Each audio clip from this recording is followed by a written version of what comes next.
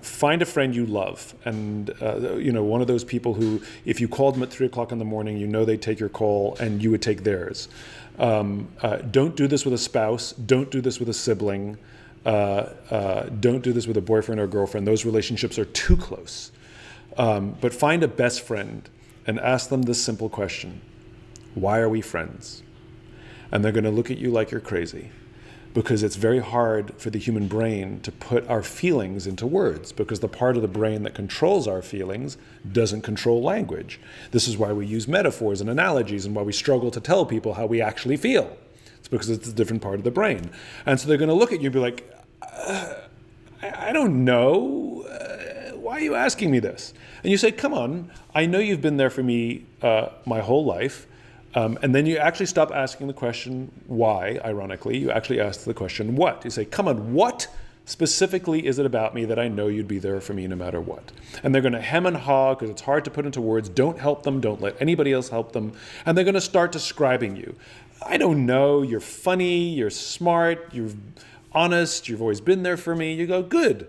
You play devil's advocate. Good. That's the definition of a friend. What specifically is it about me that I'd know you'd be there for me no matter what? And again, they'll hem and haw, and some will get through this quickly, and some will get through it slowly, and it'll be a struggle, and you have to continue to play devil's advocate. Good, that's the definition of a close friend. What specifically is it about me? And eventually, they'll give up. Eventually, they'll stop describing you, and they'll start describing themselves. Like my friend said to me, Simon, I don't know. All I know is that I can sit in a room with you. I don't even have to talk to you, and I feel inspired, and I got goosebumps. In fact, I'm getting them right now. They will put into words the value you have in their life, and you will have the emotional reaction. You'll either well up with tears or you will get goosebumps.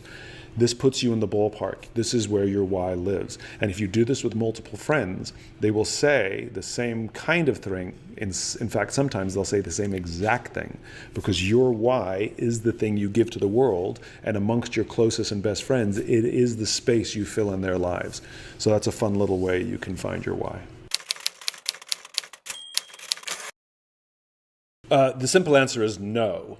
A why is the sum total of who you are. It is the sum total of the experiences you had when you were a kid, the way you were raised, what you got from your parents, your family, your friends, that made you who you are.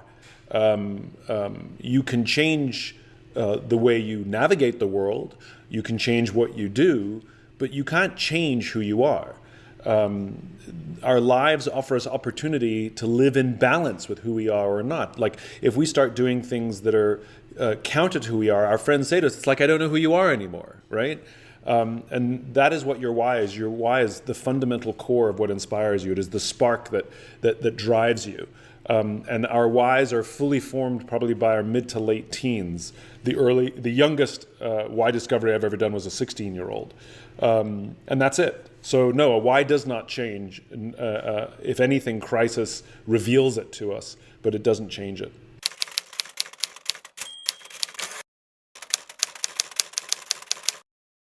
I don't care what someone's motivation is.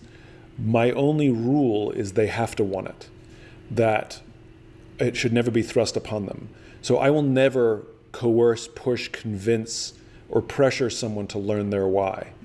They have to decide they want it. It's like the old joke, how many psychiatrists does it take to change a light bulb? One, but the light bulb has to really want to change.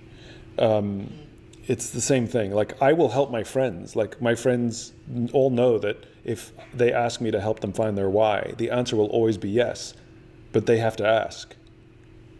They have to ask. It's the same thing. So I want someone ideally and philosophically to do it, for inspirational reasons. But if they're going through a hard period or a dark period, or there's fear, then if this is a tool that helps, then maybe I don't care what the motivation is. Maybe I don't care if it's for inspirational reasons, or maybe I could argue that it's all inspirational. If you're trying to come out of darkness to find light, that's pretty damn inspiring.